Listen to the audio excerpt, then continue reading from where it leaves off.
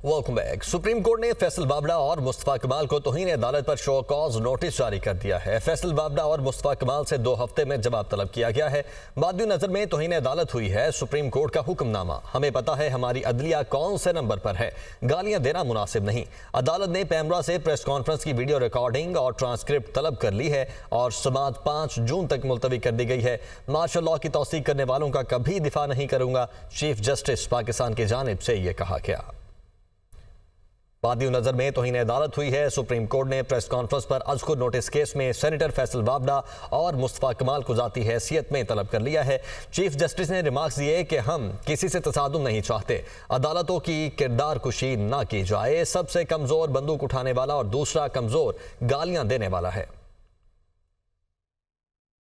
Supreme court में senator Faisal Babra की press conference पर अज़कुर नोटिस केस की समाअत। तौहीन अदालत केस में फैसल बाबड़ा और मुस्तफा कमाल जाती हैसियत में तलब। पैमरा को प्रेस कॉन्फ्रेंस की वीडियो रिकॉर्डिंग और ट्रांसक्रिप्ट फ्राहम करने की हिदायत। चीफ जस्टिस काजी फाइज ईसा की सरबराही में 3 रुकनी बेंच ने केस की समाअत की। चीफ जस्टिस ने एडिशनल अटॉर्नी जनरल से इस्तफसार किया कि क्या आपने प्रेस कॉन्फ्रेंस सुनी, क्या प्रेस कॉन्फ्रेंस तौहीन आमेज है। चीफ जस्टिस ने रिमार्क्स में कहा, ये इदारा मेरा नहीं बल्कि अवाम का है, इदारे पर तनकीद बर्दाश्त नहीं करेंगे। पहले एक साहब ने प्रेस क्लब में प्रेस कॉन्फ्रेंस की, फिर मुस्तफा कमाल भी सामने आ गए। चीफ जस्टिस ने कहा, मार्शल की तौसीक करने वालों का कभी दिफा नहीं करूंगा। जुल्फिकार अली भुट्टो को हम जिंदा तो नहीं कर सकते, लेकिन गलती तो मान ली। इदारे को निशाना बनाने की इजाजत नहीं देंगे। अगर मैंने कुछ गलत किया तो उसकी सजा दीगर जजिस को नहीं दी जा सकती। पार्लियामान में भी जजिस के कंडक्ट पर बात नहीं की जा सकती। हुक्मनामे में कहा कि आर्टिकल 19 आजादी इजहार राय देता, लेकिन तौहीन अदालत न करने की कदगन मौजूद है। बादियों नजर में फैसल बाबड़ा की प्रेस कॉन्फ्रेंस तौहीन अदालत है। चीफ जस्टिस ने अटॉर्नी जनरल को केस में वकील इस्तगासा मुकर्रर करते हुए फैसल बाबड़ा और मुस्तफा कमाल से 2 हफ्तों में जवाब तलब कर लिया। केस की समाअत 5 जून तक मुलतवी कर दी गई। चीफ जस्टिस पाकिस्तान काजी फाइज ईसा 18 से 25 मई तक मुल्क से बाहर होंगे। जस्टिस मुनीब अख्तर बतौर कायम मकाम चीफ जस्टिस पाकिस्तान का कल हल्फ उठाएंगे। चीफ जस्टिस काजी फाइज ईसा के बाद सीनियर जज जस्टिस मंसूर अली शाह अमरीका के दौरे पर हैं। जस्टिस याहिया अफरीदी जस्टिस मुनीब अख्तर से बतौर कायम मकाम चीफ जस्टिस पाकिस्तान का हल्फ लेंगे। हसीब मलिक हमारे साथ मौजूद हैं। जी हसीब।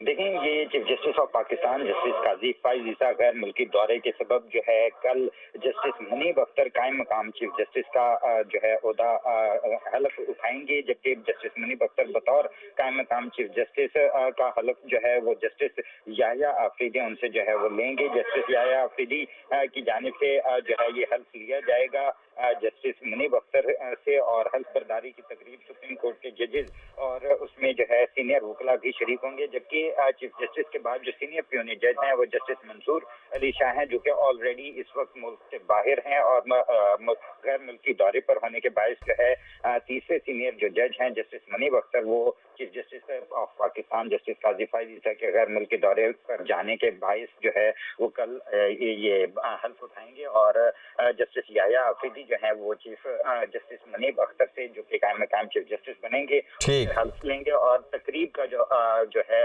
आगाज जो है वो कल दिन 11:30 बजे होगा और 11 बजे होगा। आसिफ, बहुत शुक्रिया आपका। और जनाब, गर्मियों की छुट्टियों के हवाले से अहम खबर है। पंजाब भर में मौसम गर्मा की तातीलात का ऐलान कर दिया गया है। मौसम गर्मा की तातीलात 1 जून से 14 अगस्त तक होंगी। स्कूल्स में तालीमी सरगर्मियों का आगाज 15 अगस्त से होगा।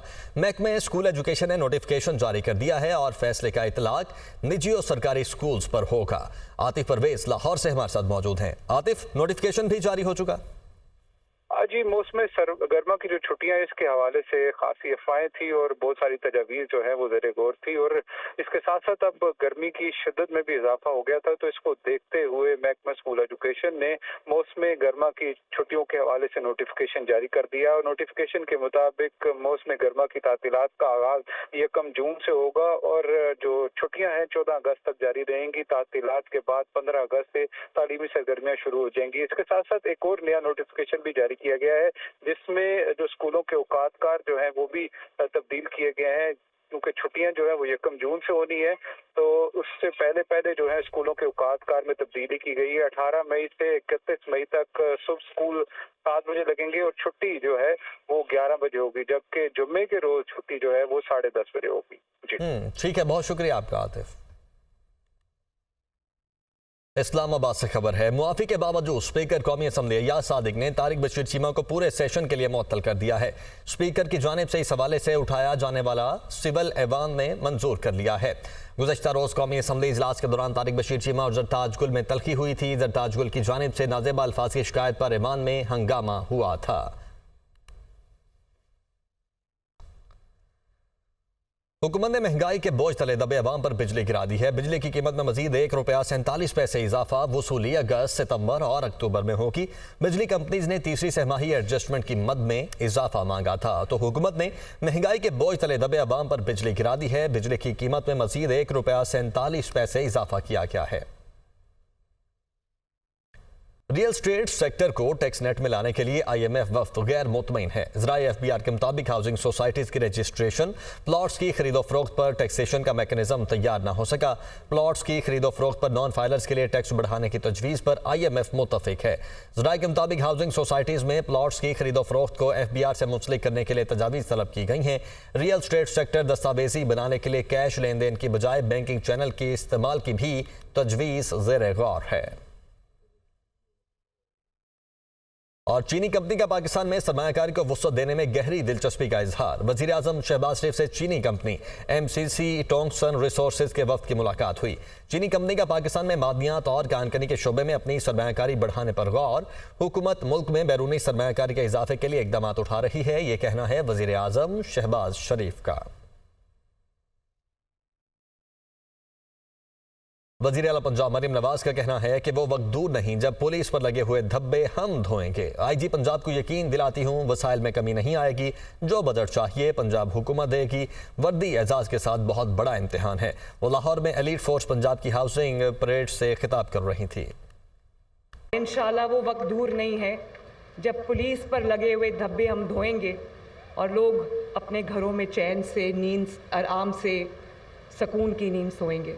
IG साहब के साथ मेरा बहुत क्लोज कांटेक्ट रहता है और जिस किस्म की भी सहूलियात की ज़रूरत होगी, जिस किस्म की भी उनको लेटेस्ट इक्विपमेंट की ज़रूरत होगी, लेटेस्ट टेक्नोलॉजी की ज़रूरत होगी, वो बिल्कुल उनके पास हाजिर होगा। वसाइल में जो कमी नहीं आएगी इंशाअल्लाह ताला।